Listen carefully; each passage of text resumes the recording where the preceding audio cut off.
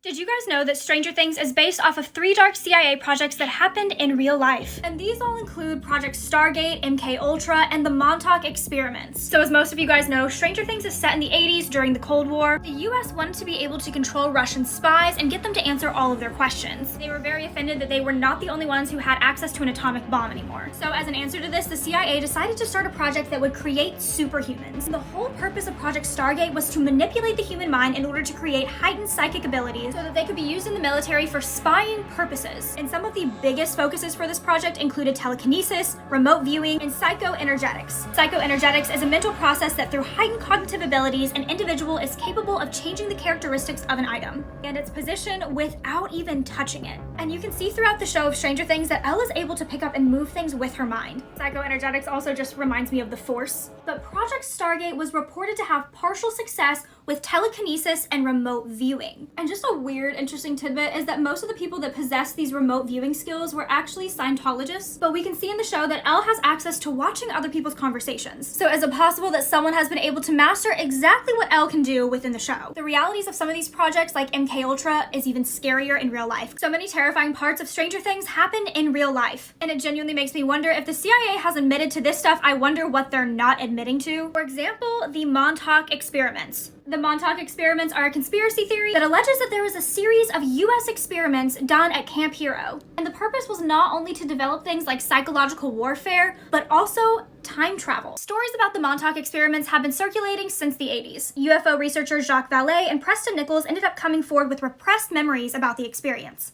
And the topics included in this book talk about time travel, teleportation, mind control, contact with extraterrestrial life, and staging fake Apollo moon landings. So basically stating that the moon landings videos and photos were allegedly faked by them. And in the book, he talked about how there was a hole ripped in hyperspace which was confined to Montauk, which allowed them to time travel between 1983 and 1943. And this is all included in Stranger Things. Because in Stranger Things, there's a hole torn in space that's threatening all of Hawkins. And in the first chapter of Preston's book, it states that whether you believe this is fiction or nonfiction, you're in for an amazing story. Imagine opening your door only to see children standing there with lifeless eyes. So I'm truly terrified of black-eyed children. Black-eyed children are paranormal creatures that are said to resemble children 6 through 16. They have pale skin and black eyes. And when a reported encounter happens, you have to actually invite them in order to be in any danger. So how did this legend even get started? Well, tabloids have been covering the tales of these sightings since the 1980s. The biggest source who is indicated to have started this on the mainstream happened in 1996. In which a Texan reporter by the name of Brian Bethel had 2 alleged encounters with black-eyed children. So Brian was sitting outside of a theater in his car in Abilene, Texas, when he got a knock on his glass window. There was 2 boys there who seemed to be around the ages of 9 and 12, and they were both wearing hooded sweatshirts.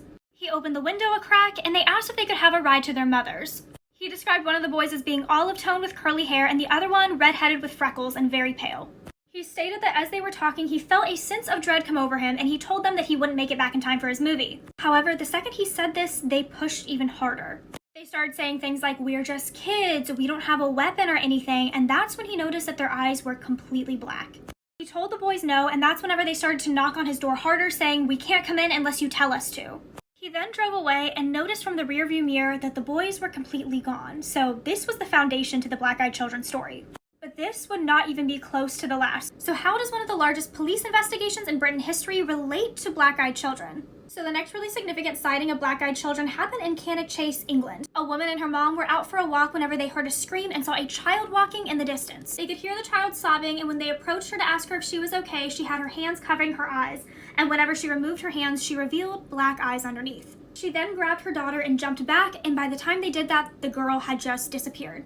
And years before, the police were actually led on a chase near that area for a girl with black eyes who was running through the woods by herself after someone reported her being there. And the police search showed up nothing. But 𝘃𝗶𝗃𝗃𝗃 had made headlines in the 1960s for a highly reported case. 3 local schoolgirls between the ages of 5 and 7 had been abducted and murdered. And some say that the black-eyed child that lives over there is the ghost of one of those girls. But this still doesn't explain the thousands of sightings that have popped up around the world. So who or what are the black-eyed children? Are they ghosts, demons, vampires?